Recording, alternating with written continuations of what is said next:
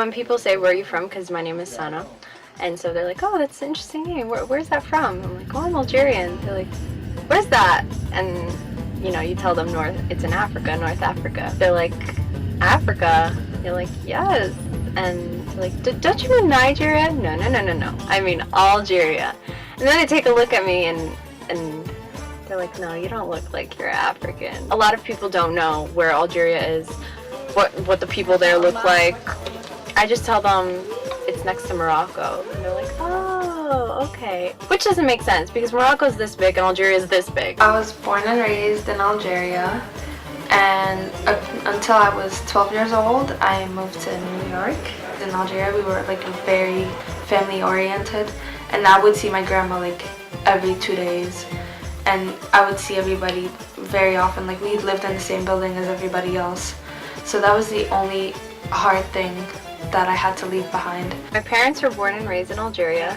They came here when they were in their 20s, and so my sisters and I, we were all born here. So they grew up as pure Algerians, and we grew up as Algerian Americans. That in itself is a clash. My parents raised me as an Algerian girl, but the fact that I lived in America and I went to school in New York and I have friends from all different kinds of places, it was hard for us to connect, and we definitely disagreed about a lot of things growing up.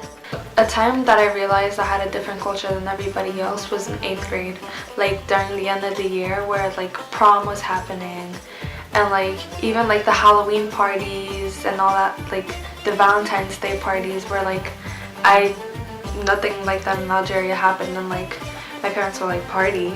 No." My parents don't really understand, like, oh, why do you need to go to the Sweet 16? Why do you need this fancy dress for a Sweet 16? It's just a birthday party. Well, I try to balance my Algerian, New York culture.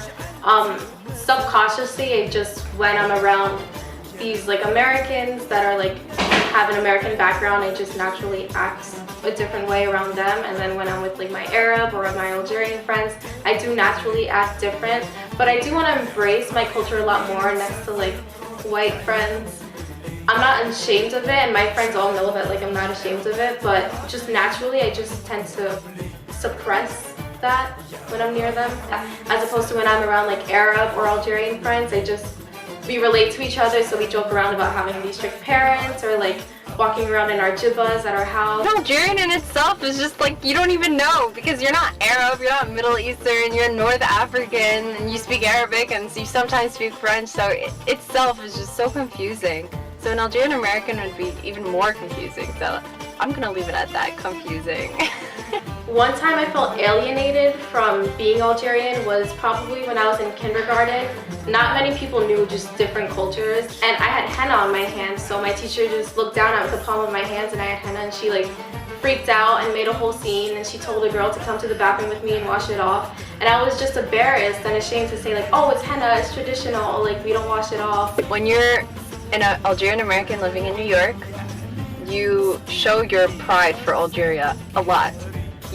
I have no shame in saying I'm Algerian. I support my country. I wear, the soccer jerseys. I wave the flag around. Here, I feel as if my Algerian community and my friends and family especially help me, or kind of like encourage me to be Algerian, and I take pride in that.